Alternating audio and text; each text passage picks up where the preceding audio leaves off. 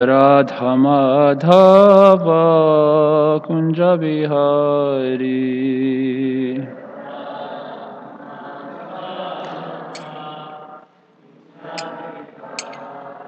Jaya Gopi Janaballabha Girivaradari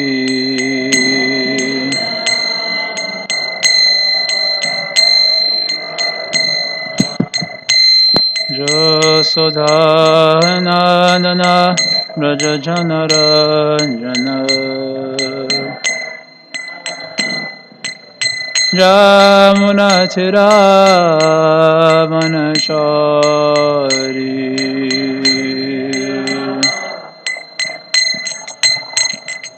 Jaya Radha Madhava Kunja Bihari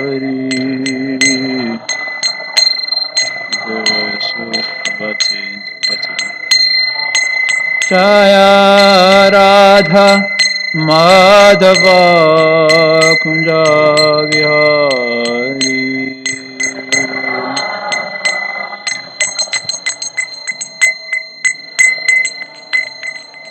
Jaya Vishnu Papa Paramahamsa Parivraja Gacharya Chaturashta Shri Srimad Divine Grace Srila Bhaktivedanta Swami Prabhupada Ki Jai Raja Granth Srimad Bhagavatam Ki Jai Swami Bhaktivedanta Ki Jai Gaur Premanandi All glories to the Suman devotees, all glories to Shri Guru and Gauranga Om Ajnanatimirandasya Gnananjana Shalakaya Chakshurun Militam Yena Tasmai Shri Guruve Namaha Shri Chaitanya Manobhishtam Stapitam Yena Bhutale Swayam Rupagadayam Dadati Sapadantikam Vanchakalpatarubhyascha Kripa Sindhubhyareva Cha Patitanam Bhavanebhyo Vaishnavebhyo Namo Namaha Jaya Shri Krishna Chaitanya Prabhu Nityananda Shri Advaita Gadadhara Shivasari Gaur Bhaktivinoda Hare Krishna Krishna Krishna Hare Hare Hare Rama Rama Hare Hare O Namo Bhagavate Vasudevaya O Namo Bhagavate Vasudevaya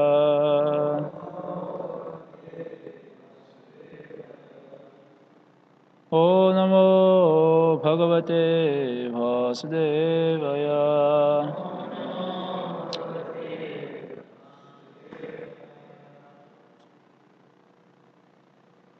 Canto 5, Chapter 17, Text 20 Asadrisho ya pradibhati mayaya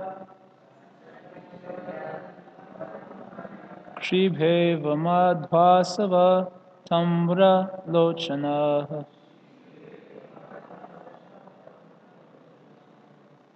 Nanagavadvo kana ishreya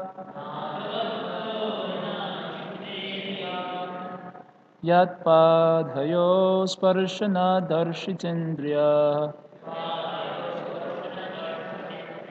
Om. Bolo. Anyone?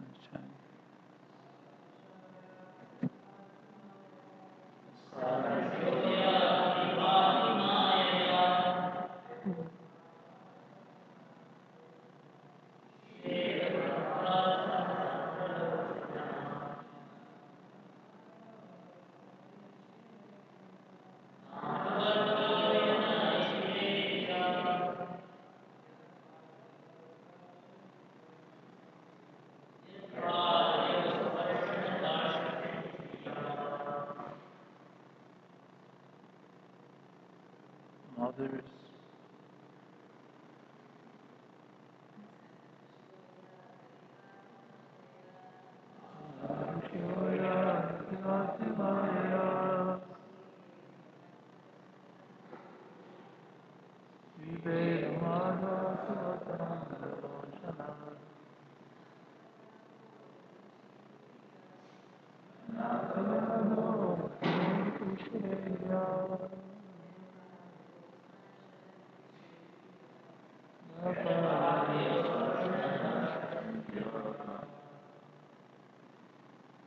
Okay. Asadrisha, for a person with polluted vision. Yaha, who Pratibhati appears. Mayaya, the influence of Maya. Kshibha, one who is inebriated or angry. Iva, like Madhu, by honey. Asava, and liquor. Tamralochana, having eyes reddish like copper. Na, not. Nagavadha, the wise of the serpent demon. Arhane, and worshipping. Ishare, were unable to proceed. Riya, because of bashfulness. Yatpadayo, of whose lotus feet. Sparshana, by the touching. Darshita, agitated. Indriya, whose senses. Translation for Prabhu Prabhupada Ki Jai. Translation for persons with impure vision. The Supreme Lord's eyes appear like those of someone who indiscriminately drinks intoxicating beverages. Thus bewildered, such unintelligent persons become angry at the Supreme Lord. And due to their angry mood, the Lord himself appears angry and very fearful. However, this is an illusion. When the wise of the serpent demon were agitated by the touch of the Lord's lotus feet, due to shyness, they could proceed no further in their worship of him. Yet the Lord remained unagitated by their touch, for he is equipoised in all circumstances. Therefore, who will not worship the Supreme Personality of Godhead? Purport: anyone who remains unagitated even in the presence of cause for agitation is called dhira or equipoise. The Supreme Personality of Godhead, being always in a transcendental position, is never agitated by anything. Therefore, someone who wants to become dhira must take shelter of the lotus feet of the Lord. In Bhagavad Gita, chapter 2, verse 13. Krishna says, Dhiras tatra namuhyati. A person who is equipoised in all circumstances is never bewildered. Prahlad Maharaj is a perfect example of a dhira. When the fierce form of Nrsimhadev appeared in order to kill Hiranyakashipu, Prahlad was unagitated. He remained calm and quiet, whereas others, including even Lord Brahma, were frightened by the features of the Lord. That's in the purport. Srila Prabhupada Ki Jaya.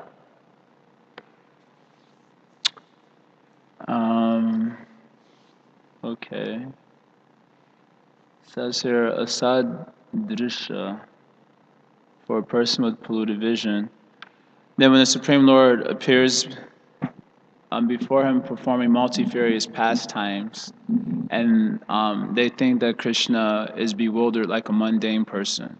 This is like the previous verse, Avajananti Mamudha Manusham Tanamashritam. When Krishna performs pastime, his Manusha Lila, in this human-like original form, then many people mistake Krishna to be ordinary.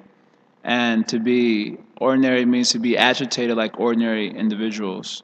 So when Krishna performs pastimes like killing demons, they think he is angry. If Krishna performs pastimes like amorous pastimes with the gopis, with the queens of Dwarka, he looks like a lusty fellow or a henpecked husband in Dwarka Lila.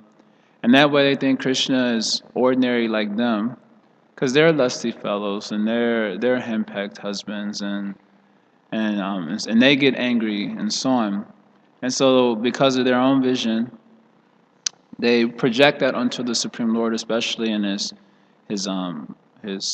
human-like pastimes. This is due to Maya, this is due to the influence of the material energy. This is a Atmavan Manyate Jagat, where one has a perception of the reality according to his own situation. So he's projecting. This is interesting. This is true for self-realized personalities and also for ordinary jivas. When we are in a certain condition of life, we project onto the reality around us, and so we see other living entities in the same way that we see ourselves. Usually, we reflect our own. Therefore, it's said that if you're finding fault with others, it means that you yourself must be having the same faults, because we project our own condition onto the world, onto the environment around us, and so we're able to easily recognize so many things. That should make us wonder, why am I able to so easily recognize this? Interesting thing enough is that for very evolved souls, also the same reality, the same, I don't know, tendencies there. Atmavan Manyate Jagat. Like it's described that for the Mahabhagavata devotee, he, whatever types of love he is having for Krishna or Bhava, he sees that all living entities has the same type of love for the Supreme Lord also. So therefore, it said he sees all like Vaishnavas. He sees that everyone is in the Lord. That means that everyone is taking shelter of the Lord, and they're having a similar loving disposition as him. So they feel no inclination to preach. Those who are in such consciousness all the time, they may not feel any inclination to preach, because they see all living entities have the same love for the Lord that I have. And we also have the same vision. All the entities have the same love for the Lord that I have. Because we ain't got no love. So we see that all living entities are similarly disposed towards the Lord. And therefore, there's always animosity amongst the living entities. You can say that's the reality, because those who have no love for Krishna, then there's always animosity amongst them. That's the natural disposition. But although people perceive the Lord in this way, and they develop pakritam mohinim shritaha, this is the next verse, after the avajananti mamuda. Krishna says, param bhavam ajananto, mama bhuta maheshwaram. They do not understand my transcendental nature as the source of everything that is, and as imperishable. So the result of their vision of the Supreme Lord, their mundane vision, is that their whole life is basically defeated. Moghasha, Mogakarma, Jnana Vichetasaha, their hopes, their knowledge, their activities, their goal-oriented activities, all of it is defeated by their understanding and subsequent offensive mentality toward the Supreme Lord. Rakshasya Masurim Chaiva, they become demons. Pakrutam Mohinim Shritaha, they take shelter of the illusory energy. So the same being mentioned here, Maya, they become bewildered by Maya. Those who have a more enlightened vision of the Supreme Lord on account of hearing about Krishna from self-realized souls, then they understand that Krishna is never agitated by the modes of material nature. So although it appears that although he performs these colorful leelas, where he looks like he's been influenced by the material nature, his movement is not influenced by Maya, but is rather influenced by another type of energy. That energy is called prema, which is an energy coming from his own self, Swarup Shakti. So in the absolute, there is also movement. The Mayavadis, they say that God and movement don't go good together. It doesn't work, because God is everywhere, so there's nowhere to move, right? If we're all pervading, there is nowhere to move as such. So they don't conceive of the Supreme Lord in terms of movement. And therefore, when they see the pastimes of Krishna, they think them to be mundane, transformations of the modes of nature, the mode of goodness, and so on. Because there can't be movement in the Supreme, in the final issue. How can there be movement if you're all pervading? There's nowhere to move. You're already everywhere. So, but in the higher understanding of the absolute truth presented by the Bhagavata school, is that in the Supreme Lord, the Para Brahman, there is also movement, but the movement is not due to the influence of the material energy. Those of us who are in the material world, we understand that all movement is due to the influence of Maya. Krishna says in the Bhagavad Gita, chapter 3, verse 5, I don't know the Sanskrit. Krishna says that it's impossible for the living entity to not do something even for a moment. He can not do something even for a moment due to being under the influence of the material nature. So he's always got to do something. And we have this experience. You know, when you're by yourself, you got to do something, right? If there's nothing to do, then you start twiddling your fingers. I mean, some activity must be there. This is due to the influence of Maya. So we only know about movement in the material world, and therefore when we conceive of the absolute truth, knowing him to be all pervading and so on, we tend to think that there can't be any movement as such, because the only movement we know about is a movement inspired by the material energy. But in Krishna, there's also movement. He also gets afraid, just like this Damodar Leela. He also exhibits all the qualities that we see in the material world. There are past times where Krishna gets very arrogant. Right before he kills a demon, he always stands like this. Who are you? They're very puffed up, and he'll speak some very puffed up words also. What is this demon? I'll easily demolish him. Like that, very arrogantly. He'll exhibit all these qualities which actually exist in the spiritual world. They even envy, all these types of qualities exist in the spiritual reality, but they exist in order to add flavor to the pastimes. They're originally from the spiritual world, in fact. The qualities here, they tend to destroy because of not having their shelter in the Supreme Lord.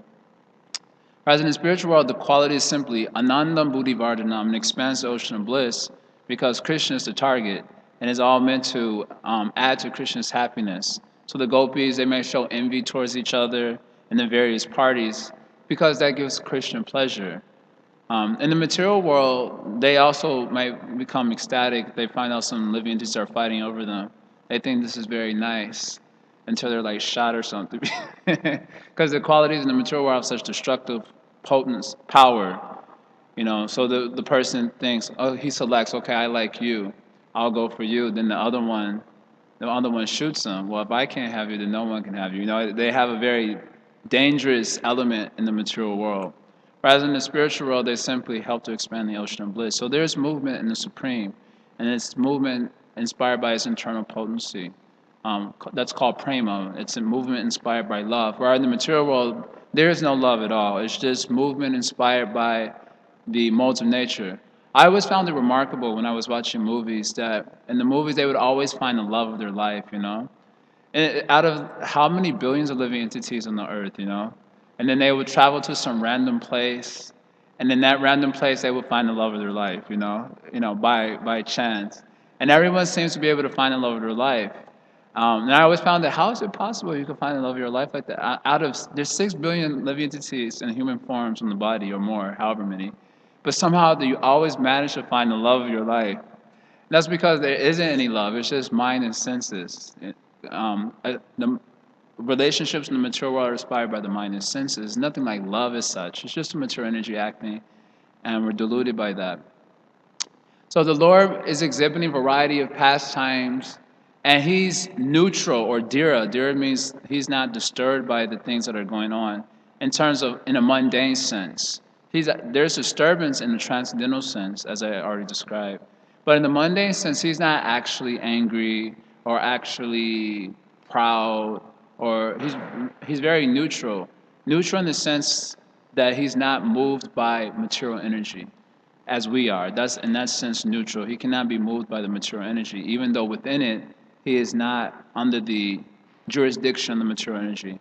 The example is given like when a president or someone goes inside a prison. It is not that he becomes a prisoner now. He has free movement inside the prison. It's not that now he is a prisoner. So similarly, the Supreme Lord enters inside the prison world of the material energy, but he's not a prisoner. So he's not moved by the energy here. So he's not actually angry and so on. And those who understand this quality of the Supreme Lord and take shelter of him, then they gain that same quality. Means that they are also not moved by material energy. So sometimes it is seen that transcendentalists, they get angry too. You hear many pastimes of Prabhupada, kind of like snapping, and it seems like, well, look. He's also angry. He's also getting angry. But the idea is that when someone takes shelter of the Supreme Lord, their movement is not inspired by the material energy. So although they exhibit these type of qualities which look quite mundane, and might cause people to think that they're not spiritual, because in the material world, spiritual means that you don't get angry, nothing will disturb you. You're just like, Brahman, nothing is going on, nothing disturb you. So when they see like a devotee, bhakta, getting disturbed, they take it to be part of the material energy. But he's actually there, he's actually sober, meaning that he's not moved by material energy. Although in a higher sense, he could be moved by transcendental impetus and therefore he's getting angry sometimes and so on. On a lower level, it's just meaning that there's no disturbance at all when material energy is doing its thing, which is this is a basic platform for further spiritual progress. Dirasutranamuyati. This is like the most fundamental platform that one needs to be established in to make further progress. That he has to be quite neutral to the upheavals of the material world. And the reason for that is that if he's not, then his mind remains captured by duality in the material world. He said this, she said that, they did this is going on, that is going on. And while your mind's filled up with all that stuff, where is the time for thinking of Krishna? So, although this is like a basic platform of needed for further progress, it's not so easy to be on. You find many people all of us, we get easily disturbed by the slightest little setback, the slightest little, some envy comes in, I am doing what they're not doing, or they said this and they weren't supposed to say that, and that will be taking up most of the discussion. Arjuna has some issues in Bhagavad Gita in the beginning, but he summarized it in 5 points, bullet points. Boom, boom, boom, boom. I'm feeling compassion. He gave a bullet point. When we have our problems, we write like a whole thesis, and then we give it to the guru, throw it on the table. It makes this loud sound. This is my problem. And then the guru has to open it. It's like, man, this is thicker than the Bhagavatam. I know. Yeah, small print. I've done good work. I think it's probably about the size of the Mahabharata. I'll come back in a week. And you expect it. They should read, go through it fast and find solutions and so. But when Arjuna had an issue, it was just bullet points. 1, 2, 3, 4, 5. All right, Krishna, I'm confused. Can you tell me what to do? And then Krishna begins teaching him, and the rest of the time was spent inquiring about spiritual knowledge and how to transcend. That's most of the Bhagavad Gita. It wasn't like most of the Gita is Arjuna complaining. Chapter 1 through 17. Chapter 18, Krishna gets to speak a little, and then Arjuna is ultimately still dissatisfied. No, it was a little presentation and a lot of spiritual understanding in order to transcend the disturbance. So like that. That's the basic platform of progress, that one has to come to the spiritual level of being undisturbed. And how does one do that? By taking shelter of the Supreme Lord. So the example is given here of Prahlad Maharaj. Prahlad Maharaj is, when Nrsingadev appeared, everyone was freaking out because his forms obviously inspires that. Inspires kind of like a freaking out. Oftentimes we sing with great devotion, but I often joke that if we were singing the Nrsingadev prayers and Nrsingadev would suddenly just manifest before us, then probably many of us would start running. It might be a little scary. I mean, I wouldn't doubt that I might start running. Because we know what we are. We know what type of anarthas are there. And if he's the killer of anarthas, and we might have it, well, if he kills anarthas, he might kill me too, If he would just suddenly appear, it might be kind of scary. It'd be hard to sing devotionally, at least. Even if we didn't run, we'd be, a lot of tears would be coming, but not tears of ecstasy, tears of great fear, because his form inspires that. And it must be the case because all the great devatas, they were freaking out. Even Lakshmi, she didn't want to come close. They all offered prayers, and he was still. After all the devatas, they offered prayers with so many beautiful alankars, very poetic, nothing that we could even dream of doing. They offered beautiful prayers, and Nrsingadev was still, nothing was pacifying him. So then they were like, Lakshmi, go and tell your husband, chill out. And Lakshmi said, I'm not going there. I've never seen this form before. And then Lord Brahma, you're the leader of the demigods, you go for it. I already offered my prayer. You see, nothing happened. He's still in a very fierce mood. So Prahlad Maharaj is understood. Prahlad, you go. He immediately went. So the example Prabhupada gives is because he's taken shelter of the Lord. The example Prabhupada gives is just like a fish who is taking shelter of the water. A huge, gigantic elephant, when he goes in Ganga, the Ganga immediately, sweeps him away. And then the tiny fish, he is also in the water and he's freely playing around in the water, having a good time. Elephant is drowning and dying, and the tiny fish is having a very nice time. Why is that? Prabhupada's answer is because the fish is taking shelter of the water. So therefore, he's able to move around freely without fear, whereas the elephant is not. The other example Prabhupada gives in the same section, Prahlad Maharaj's section, is when a cat holds a mouse in its mouth versus her cub in the mouth. Their experience is quite different. As you can, when the mouse's experience is fatal, whereas the cub's experience is nurturing. So, and why is that? Because he's taking shelter of the mother like that. That's kind of the idea here. So one who takes shelter of the Supreme Lord, he becomes unagitated. I think a very good example of this is Parikshit Maharaj. Parikshit Maharaj is a very good example because in his youth, well, pre-youth, when he was an embryo in the womb, and Ashwatthama sent the nuclear weapon Brahmastra to kill him in the womb. So Krishna appeared inside the womb and saved Parikshit Maharaj from death. And naturally, you appreciate that. He saw Vishnu inside the embryo, and he very much appreciated as you can imagine. It's nice because his life was saved. Later on, when Parikshit Maharaj was cursed to die in 7 days, the question may come, well, why didn't the Supreme Lord do anything there? In my youth, he's protecting me. Why he didn't stop this one? Like that. He was not agitated at all because he took shelter of the Supreme Lord. Prabhupada said he understood that this must be what Krishna wants. Because in my youth, he protected me from the Brahmastra. So he could have also protected me from the curse of a Brahmin boy. But that type of protection did not come. Therefore, it must be the Supreme Lord's will that this happens. Therefore, he didn't protest. He didn't get agitated. Rather, he felt grateful. He said, the Supreme Lord has kindly come before me in the curse of a Brahmin boy.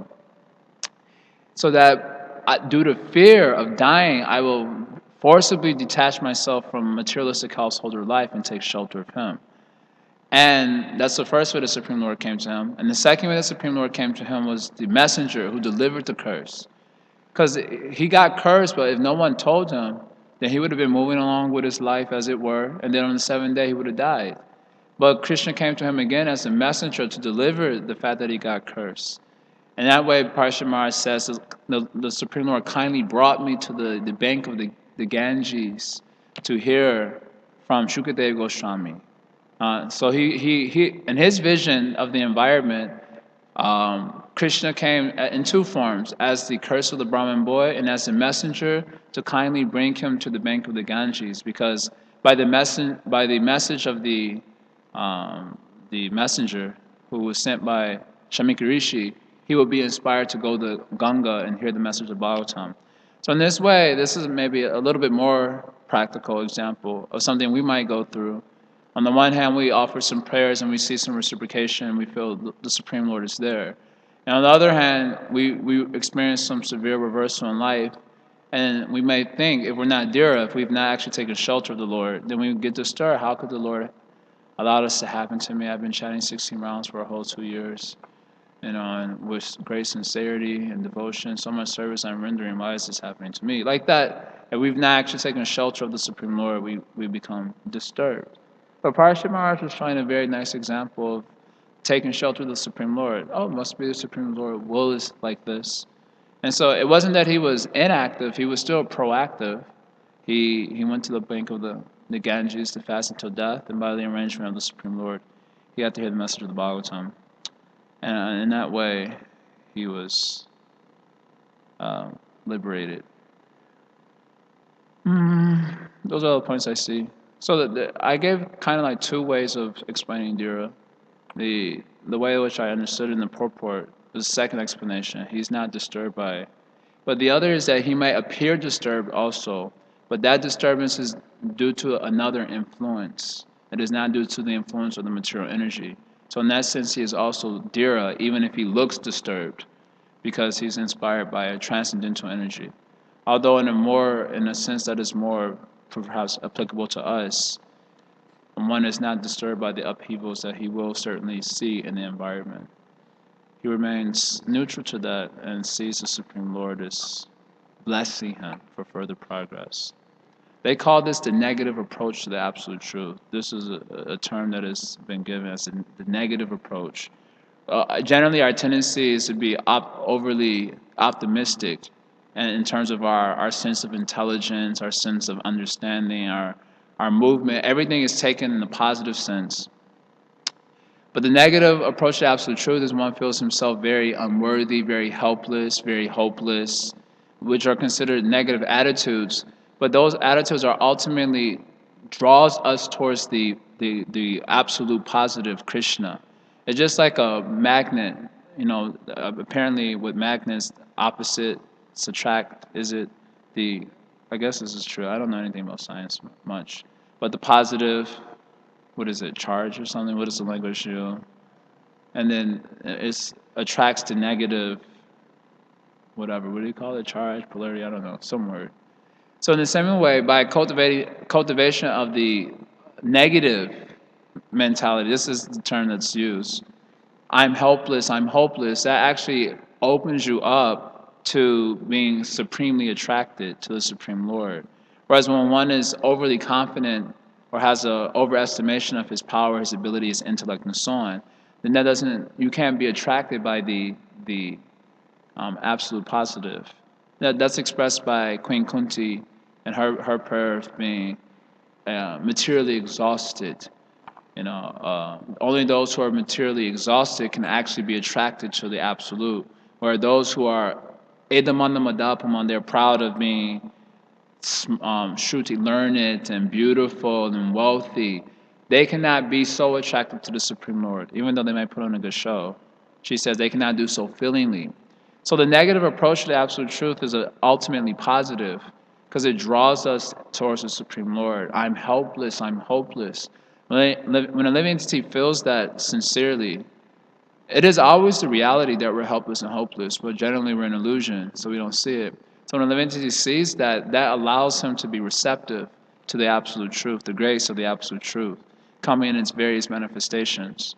But when he has an overestimation of his power and so on, then he's not so attractive. So such is the approach towards the absolute. He sees the environment as always Krishna favoring him, saying that I'm always an illusion, I'm helpless, and therefore Krishna is coming in these variety of ways just to draw me toward him, just to draw my attention toward him, which is oblivious to him due to the influence of Maya. Like this, these are some ideas. Anyone has any questions? Yeah. So, when you were explaining how Krishna is independent of the modes of nature, he has his own existence. I was thinking about how it says that the only way to become Krishna conscious is the desire to be Krishna conscious. So then, in light of the statement that you made later on in your class about how the Dhira, he may be agitated by the transcendental energy, so he's still Dhira, but it appears that he's agitated by the modes of nature, but actually the influence is transcendental. So my question is the desire, so then factually, whatever we're doing under the modes of nature, that's not really what's attracting Krishna, it's the desire in our heart. So my question is, since he's independent of the modes of nature, is that desire in our heart then influenced by some transcendental energy? Yes. Okay. And then but then how is it that we're under the modes of nature, but we're having desires influenced by the transcendental energy? That's due to the influence of the investment, we can say. The investment of the internal energy that comes in its seed form as faith. Faith, Srimati Radharani is called the Shraddha Devi. She's the embodiment of Shraddha to the highest degree. No one has greater faith than in Krishna than Srimati Radharani. Therefore, she has non-stop movement towards Krishna. Nothing can impel her or impede her movement towards Krishna on account of her profound faith, which is greater than anyone else's in all of existence, spiritual or mundane. So she's called the Shraddha Devi, the embodiment of Shraddha. So only by the light of the Shraddha does Krishna come to light. The example is given, this is a nice example, is if you see if there's a dark cloud on a dark moon night, then you can't see the dark cloud, isn't it? The dark cloud on a dark moon night. The idea is the dark cloud looks like the sky because you don't see any light. So you can't tell that there's a cloud there. But when there's a flash of lightning, then immediately with that light, you can see there's a cloud and there's the sky. You see the difference between the two. So Krishna is compared to like a dark cloud on a dark moon night. In other words, he's unknowable. You can't see him. You can't attain him. Adokshaja. But when there's a flash of light, then immediately your connection with the dark cloud can be established. So that flash of light is Srimati Radharani, whose investment in us comes in the form of faith, the seed form of faith. So real faith is actually transcendental.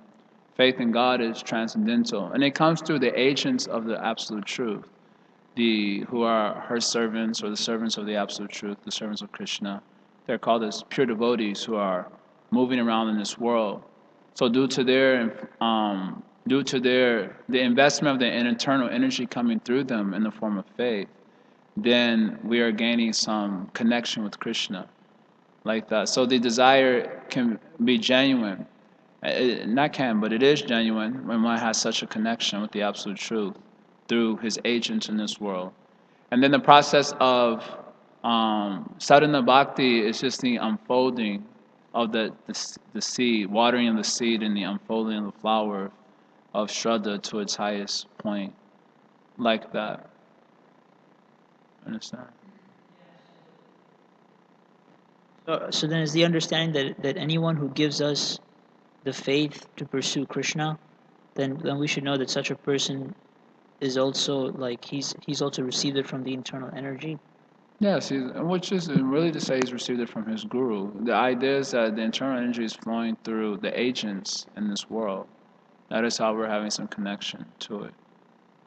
So we're using different language here, but it's to say the same thing. Are there any other questions, comments? Yeah.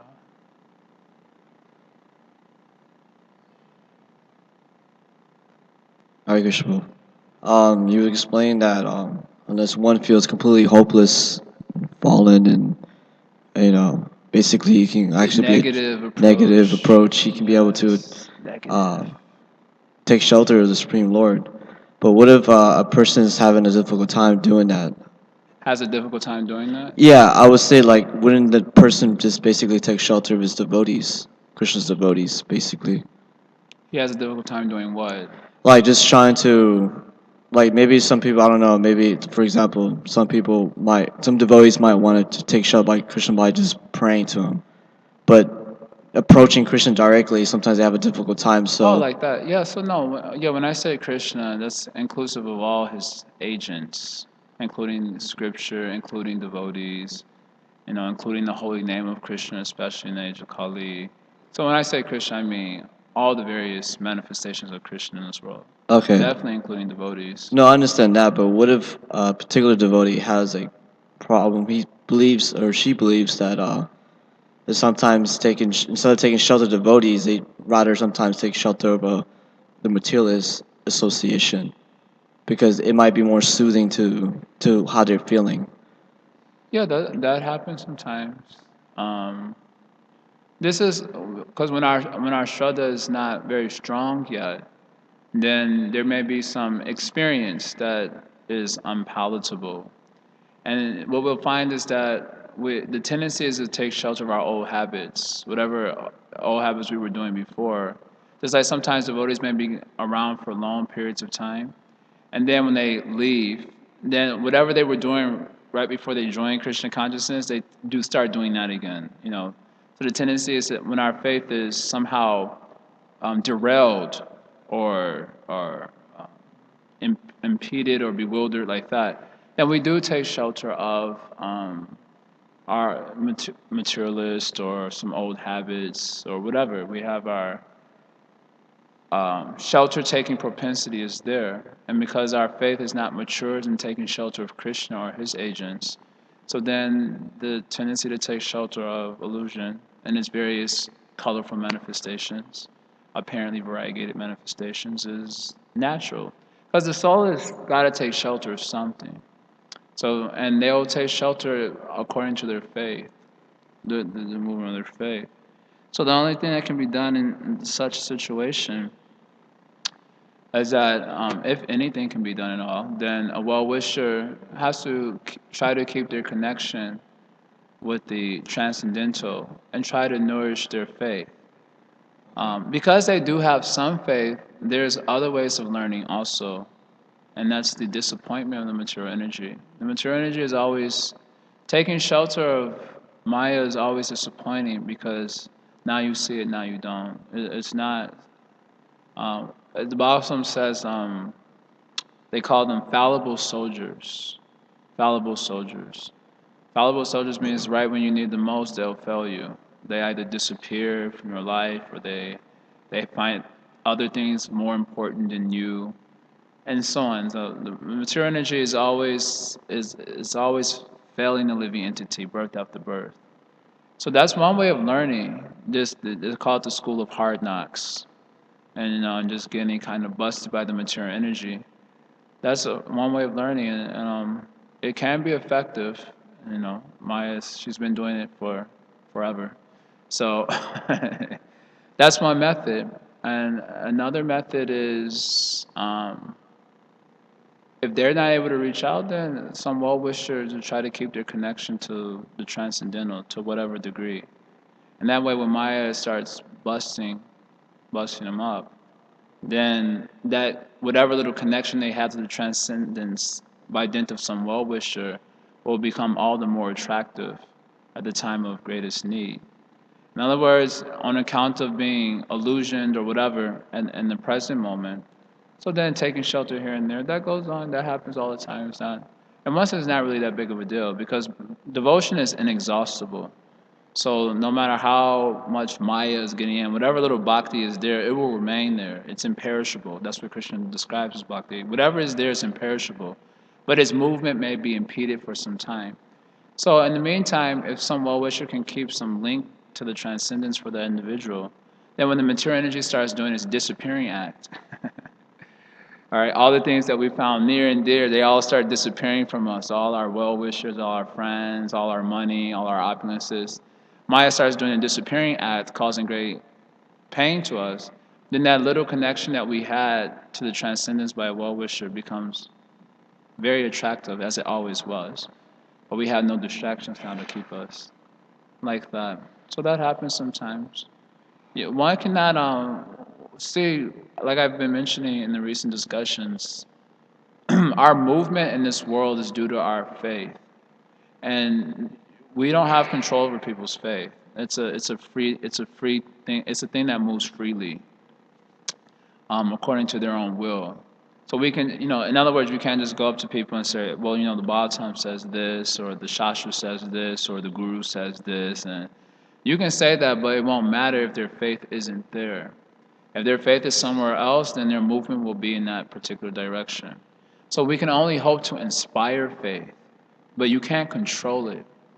So like sometimes in a modern context, people try to control faith by saying, well, it says here in the books this. Well, according to the law, this. According to the acharyas, this. According to Srila Prabhupada, that. And in that way, they hope to control the movement of people's faith in a particular direction. But you can't ultimately do that. It ultimately doesn't work. Faith can only be inspired.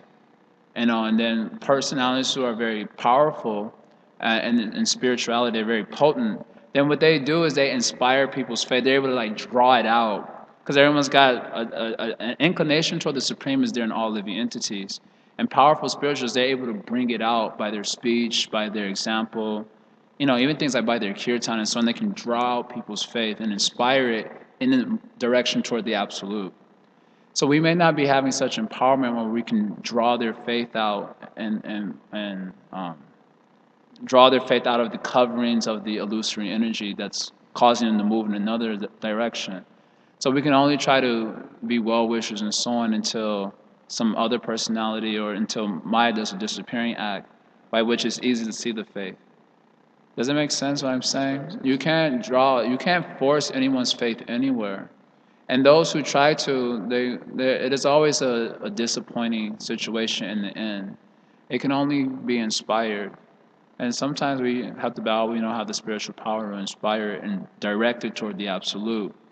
So we play as distant well-wishers, or distance because of them, or distance because of us. Maybe they're bad association or something like that. Until Maya, again, does a disappearing act, or else you become like really spiritually potent, or some spiritually potent person comes in their life and just, digs through all that Maya, shakes it off and just draws their faith out and directs it towards the absolute truth, in which their movement starts to go in that direction again. Okay. So this question of inspire faith. So then our duty as aspiring devotees is if we come in contact with someone who has some potential, then it's our duty to kind of establish the ideal of Krishna consciousness and let them see if they can get attracted to that. Like that should be our motivation when we speak to them, when we spend time with them, when we read with them. See, I didn't understand. I'm sorry. Like, because you were saying, this is a really nice point. You were saying how faith should be inspired and not controlled. So then when we spend time with people, like new people, and so instead of like, because we have that lordship tendency anyways within us, it's innate. So then to counter that, we should be thinking, okay, I should inspire this person's faith, not control it. And I'm saying, is the way to do that is that by establishing the ideal of Krishna consciousness, like this is what the final goal is, and this is what we're going for, Well, and then let there's them no get attracted. formula to inspiring people's faith. That's the point that I'm making. All right, y'all. Here's the How to Inspire People's Faith book. Page 1 starts preaching to them Bhagavad Gita chapter 3, verse 5. That's a very important verse. And then after that, go to text 10. It's not a formula. It takes spiritual potency. Krishna Shakti Vinanahe Tara Parvatam. Like I said, faith is the investment of Radha in the living entity by which Krishna can become known. And that investment is coming through her agents that are moving around this material world, the pure devotees. So it's an investment from the transcendental region. Faith is an investment from the transcendental region. And and pure faith, that is. Everyone's got faith that's intrinsic to the soul, but pure faith directed towards Krishna is an investment or the influence of the spiritual region, which is coming through the agents called the pure devotees in this world. So there is no formula to how to do that.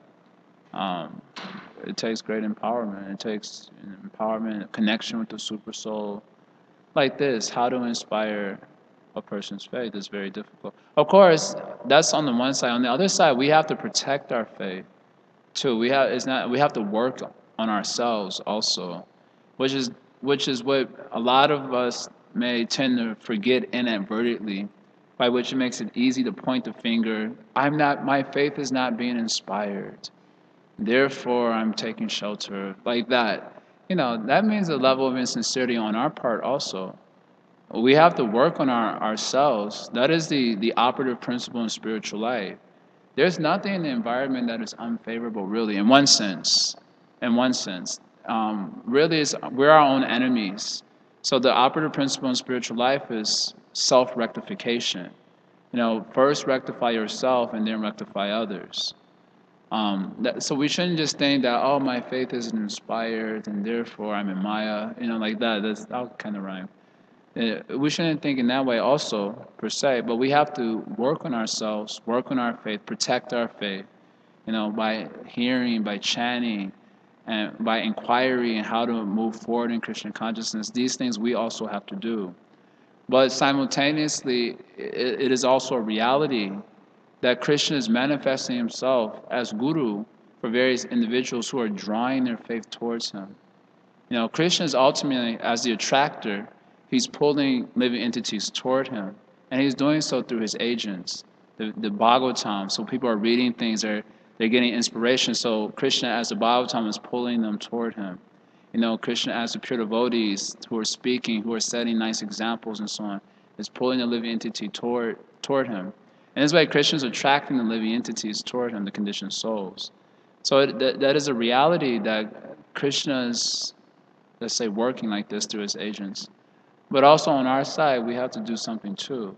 We can't just bow out and say, I'm not being inspired in Krishna consciousness. Therefore, I'm, taking shelter of Maya or something like that. So it's double. But it is a fact that faith cannot ultimately be controlled. It can only be inspired, it can be nourished. And so, when neophyte devotee, when we find that source of inspiration and nourishment, then that is when real sadhu sangha is achieved, in a sense. Therefore, the instruction of the Bhakti Rasamrita Sindhu is like-minded association that inspires your faith, that directs your consciousness towards Krishna in the way that you are attracted. And it's different according to different living entities. They have their different tastes, their different attractions to Krishna. So real sadhu sangha is achieved when one sees this is where my faith is being nourished and inspired, and they take shelter there. Naturally, of course, they take shelter there. And they move further along the path. Like that, these are my little understandings. Tat Sat, is there anything else? Okay. Hare Krishna. Oh, wait, you have something?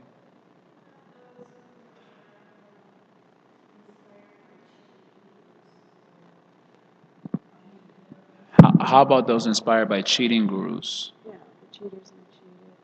That's going on.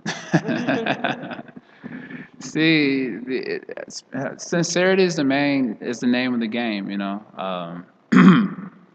Prabhupada says in the SSR that if someone gets a cheating guru, that means they wanted to be cheated. Prabhupada has made such a statement because ultimately the guru is an external manifestation of the supersoul.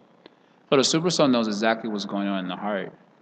So if we're getting some type of cheating situation, then there must have been some type of cheating propensity. That's the simple logic of it. Although we may quote the complications of a particular situation, well, what about this? And look, no, they're obviously sincere. Just see, they're really sincere. Just looking. But the reality is that there may have been some cheating propensity or some crookedness that was there in the individual's heart from this life or a previous life. My general approach to it is that if there is sincerity, then it's another type of upheaval in the material world. I got some type of cheating, let's say guru, or some cheating situation, and it became exposed. If I'm sincere, does this to mean my movement should stop towards Krishna, right? If one is sincere, so it is discovered that this is not a right personality or he's a cheating personality. Ultimately, it is Krishna who is trying to attract us toward him. So if I am sincere about movement towards Krishna, then although that situation is difficult, that won't stop my movement. Rather, I'll say, okay, movement has to continue forward. And one will take shelter of Krishna, praying to him, and so on. And again, Krishna comes in a variety of ways, in the form of the books, in the form of other personalities that will help us to continue to make forward movement in Krishna consciousness. There, I've heard of one devotee who had 3 gurus that fell down. So that's pretty intense. But this devotee is still a devotee and still, moving forward in Krishna consciousness from what I hear and so on. So movement can't stop if we're really wanting the goal of life. It's just like if you really want a degree in school and it's found out that your teacher is not he wasn't actually properly qualified to teach a class. Then what do you do? If you really want the degree, what do? Okay, I give up. No, you find who is a real teacher? A fake. When you find something that is fake, that is only indication of a reality. Just like Jiva Goswami gives an example. If someone is seeing a mirage of water, the mirage of water is based on the actual reality of water. Otherwise, you couldn't see a mirage of water unless there was something like water that exists in truth. So as much as there is something fake, it must be based on something true. The illusory nature of a thing must be based on something substantial. So if I'm having a fake guru or something that's not bona fide, that doesn't mean that there's no real substance out there. It means that my connection to it is yet to happen. So one continues to pray and he desires strongly the real substance. It could be just another test of Krishna. How much do we really want? Everyone's getting their different types of tests. Someone gets a guru who yells at them all the time, and that's a test. They're a bona fide guru, but they're always yelling at me and chastising me, and that's I don't like to be chastised. My mama didn't even chastise me like that, like that. And so that's a test, and someone gets some varieties of difficulties individual souls are going to have. So this may be one type of difficulty for one soul in their path where there's a fact some people might feel brokenhearted and go away. But I think that if there's seriousness toward the actual goal of life, although it's a temporary setback, it will not destroy their movement towards the absolute. Okay, so my teacher wasn't bona fide, so I need a bona fide teacher. And in the meantime, there's so much facilities available for further progress like this. Okay. Luke wants to say something. Hare Krishna. I was wondering, bro, I was just thinking of this verse in the Bhagavad Gita. Krishna says, Api Chatsu Duracharo Bhajate Mamananya Bhak. One, even if he commits the most abominable activity, if he's properly situated in his determination, then he should be considered saintly. So, is it appropriate if we should see persons in leadership position or in position of guru, if they manifest some residual imperfection, to think of them as a cheater guru? Well, yes and no. See, discrimination is for the Madhyama Adhikaris, So they do have this quality of being able to discriminate. There is something like cheating gurus there. Otherwise, it wouldn't be discussed by all of our acharyas about. So there is such a concept as a cheating guru, someone who isn't bona fide and so on. So to be oblivious to that reality would be another form of, let's say, ignorance of the understanding of the truths of Krishna consciousness. Of course, at what point do we become fully aware of those truths? That is the real question, because a neophyte may be having such a tendency and then committing offenses.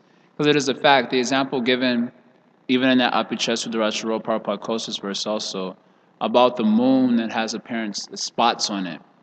And so one sees the spots, but does it block the illumination of the moon? Just because there are a few spots on the moon doesn't mean the illumination of the moon is decreased because of that. So similarly, this verse is quoted by Rupa Goswami also in Nectar of Devotion to describe a Bhav Bhakta. That a Bhav Bhakta may exhibit some apparent faults and demerits in his nature, his body, and so on. But he is still an exalted personality by dint of having bhava and Krishna consciousness. And so one should not criticize or judge him, or else he'll be finished. So there's, of course, danger if you do not know what is the position of a person and you discriminate wrongly, then your spiritual life can be destroyed. And I shared these verses many times before, I think, from the Vrindavan Das Thakur's Chaitanya Bhagavat, when he's describing Bhrigu Muni, and Bhrigu Muni kicked the chest of Lord Narayana, so that doesn't look very devotional. And I'm sure if we saw someone kick the deity, for example, I don't think we'll think that they have bhava or anything like that, But Bhrigu Muni kicked the chest of Lord Narayana to exalt him above everyone else. And that was his actual intention, was to glorify Krishna, although the action seemed very bewildering. So Vrindavan Das Thakur tells his pastime, and then he makes a point that if you don't know what is the adhikar of an individual, and you shall judge him, then you'll be destroyed. He says you'll get into this difficult situation called sankata, where you'll be thinking, is he a devotee? Is he not a devotee? Does he really have bhava? He was just faking all this time. You get into this type of mind game. And he says if you choose correctly, then you'll be liberated. And if you choose wrongly, you'll be destroyed. Now, who in their right mind is going to want to take a risk? Just like Daito was telling the story the other day about Vrikasura. He had the power to touch anyone's head and would burst into 1,000 pieces. And Krishna said, Shila's benedictions don't work. Just see for yourself. Just try it on your own head. Now, who in their right mind would take such a risk? What if it does work? Then I'll be finished. But Donovan Mars told like this. He said, but that was another Maya. That he thought to touch his own head, and then it, of course, exploded into 1,000. Who would be so foolish to take a risk? So Vrindavan Das Thakur offers the same point, that you'll get into this sankat where you don't know what is your position. And you'll be trying, is he in this position? Is he not in this position? And if you choose wrongly, he says your spiritual life will be destroyed. So any intelligent person who can't tell what is the actual position of someone would obviously not take such a risk. So what is the solution? Vrindavan Das Thakur's solution is that you should, he says you should be humble with all. Yeah, you should glorify and be humble with all. And considering yourself a fool, you should continue to practice Krishna consciousness until Krishna gives you transcendental intelligence to understand everything in its right perspective. So when we're dealing in a lower plane of consciousness and understanding, then yes, you're right. Discrimination is very dangerous for our spiritual life. At the same time, for devotees on a higher plane, that's called the Madhyama plane, discrimination is an essential element for their progress, especially for their preaching. They would have to preach, about these types of details and so on, for the enlightenment of the individuals that they're speaking to. And then for the Uttama, the highest plane, they might, they're in a whole nother reality. They're dancing with Krishna in their hearts and so on. They don't have time for all discriminate. Who's a Vaishnava, who's not a Vaishnava? Everyone's a Vaishnava. They're enjoying ecstasy. So yes and no. Obviously, because we're new, we have to be cautious. It is good to be cautious. At the same time, we shouldn't stay on a lower plane of understanding forever, because that can cause offenses also, where you don't know where to give respect and so on because of being lesser situated. So yes and no, both, according to our plane of understanding. I guess for vast majority of us, the answer is better not to discriminate as such and just focus on my self-rectification. That is most important. Like that. Tat Sat. Okay, thank you very much. Srila Prabhupada Ki Jai.